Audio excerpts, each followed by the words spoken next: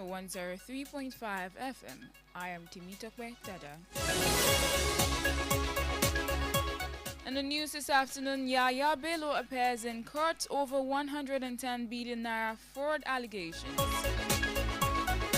Also in the news, court dismisses Sanwo-Olu's suit against EFCC. On the African news, Namibia voting begins as country gears towards new leadership. And on the foreign news, 6 people die in Israeli strikes in Lebanon border. Also on the foreign scene, China launches corruption probe against defense minister. While in business, Port Harcourt refinery bounces back after 5 years shutdown. In entertainment, Drake sues UMG and Spotify for inflating Kendrick's song. And finally, in sport, Manchester City Guardiola says Champions League draw feels like another defeat.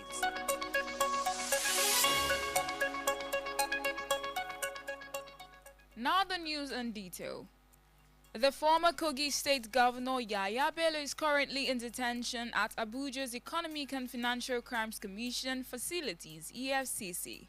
This development comes after Bello was declared wanted by the Anti-Graft Agency in April. This is linked to an alleged 110 billion naira fraud, following numerous failed attempts to arrest him and bring him to trial. However, he has been finally interrogated by the EFCC.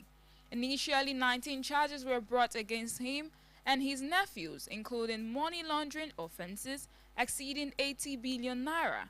However, the charges were later reduced to 16.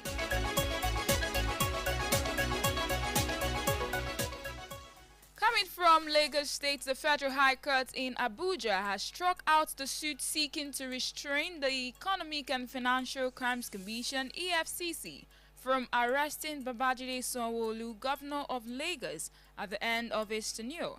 The presiding judge, Joyce Abdulmalik, dismissed the suit after Gbenga Akande, the counsel who appeared for Sanwo-Olu, moved the motion to discontinue the case. The court struck out the case on October 31, 2024. In October, the lawsuit instituted on behalf of Sanwo-Olu against the EFCC over an alleged plan to arrest and prosecute him after his tenure was heard in court. Darlington Ozurumba, a lawyer, filed the suit on behalf of the Lagos governor, who will complete his 8-year tenure on May 29, 2027. Moving on to the African news, Namibia has begun voting today, Wednesday, with the country expecting a change in leadership and governance. About 1.4 million people, approximately half of Namibian population, are registered to vote to decide the president and the makeup of parliament for a 5-year term. A total of 15 candidates are running for president, including Netumbo Nandi, the current vice president and ruling SWAPO party's candidate. She is already in the lead after the result of a special early voting among citizens overseas, and the armed forces were announced earlier this month.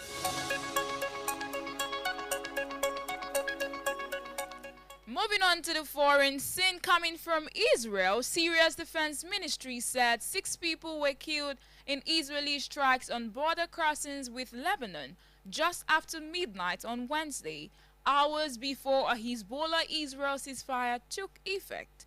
In a statement, the ministry said the Israeli enemy launched an air aggression from the direction of Lebanese territory, targeting border crossings between Syria and Lebanon. He also said these included 2 soldiers, while the rest were civilians, women, and Syrian Arab Red Crescent workers.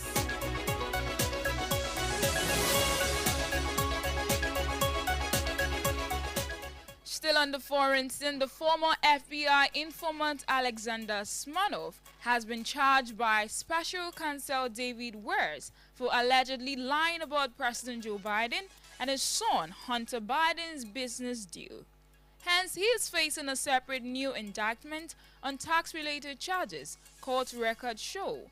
Also, Alexander is alleged to have evaded paying taxes on more than $2 million in income he received from multiple sources between 2020 and 2022.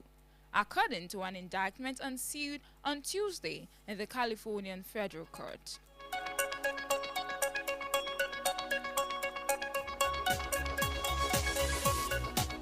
And coming from China, China has launched an investigation into its defense minister Dong Jun due to suspicion of corruption, according to newsmen.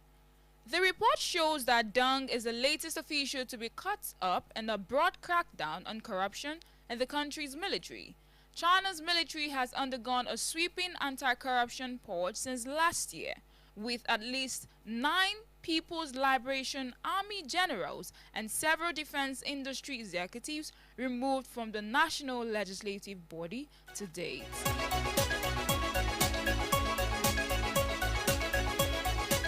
If you are just joining us, you are listening to the World News at Ono 103.5 FM. Do not forget to follow us on all the social media handles at Ono 103.5 FM.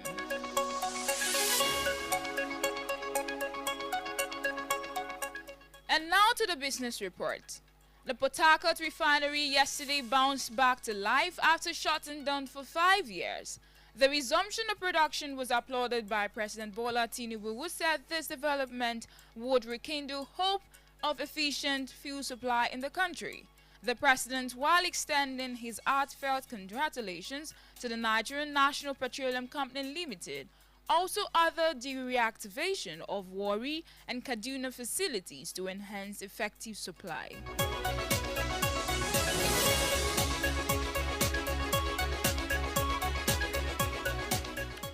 Now in entertainment news, Drake has initiated legal proceedings against Universal Music Group and Spotify, alleging that they collaborated to artificially inflate the streams of Kendrick Lamar's diss track, Not Like Us.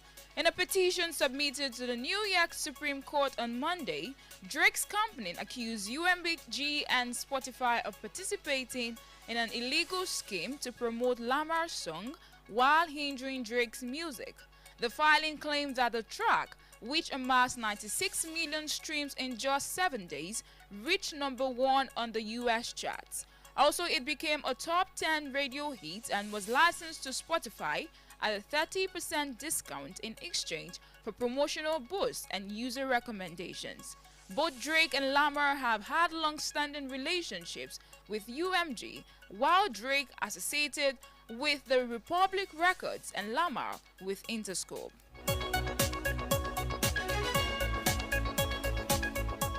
Finally, in the sport news for this afternoon, Manchester City boss Pep Guardiola said a 3-3 draw in the former Champions League against Feyenoord felt like another defeat after his side blew a 3-0 lead in the final 15 minutes on Tuesday.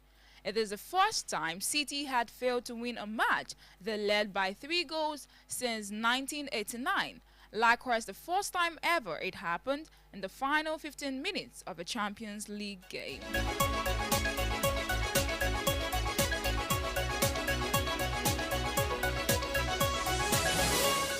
That will be all for now on the World News at noon at Ono 103.5 FM. Before we go, here is a recap of the major stories. On the national news today, we informed you that Yaya Bello is appearing in court today over the 110 billion naira fraud allegations. Also, court has dismissed Sowolu's suit against the EFCC.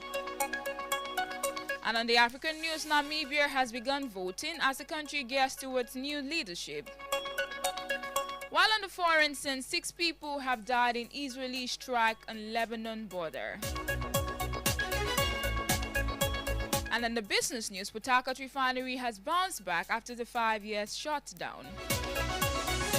In entertainment, Drake has sued UMG Spotify for inflating Kendrick's song.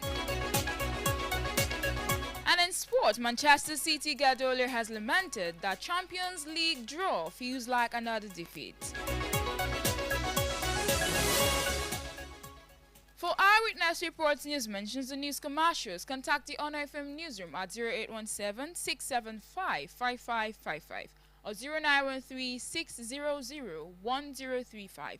You can also visit our website at www.honorfm1035.net for more information. The news was compiled by Daudu Oladuni and edited by Anuoluwapo Idowu. I am Temita Kwedada. Thanks for listening.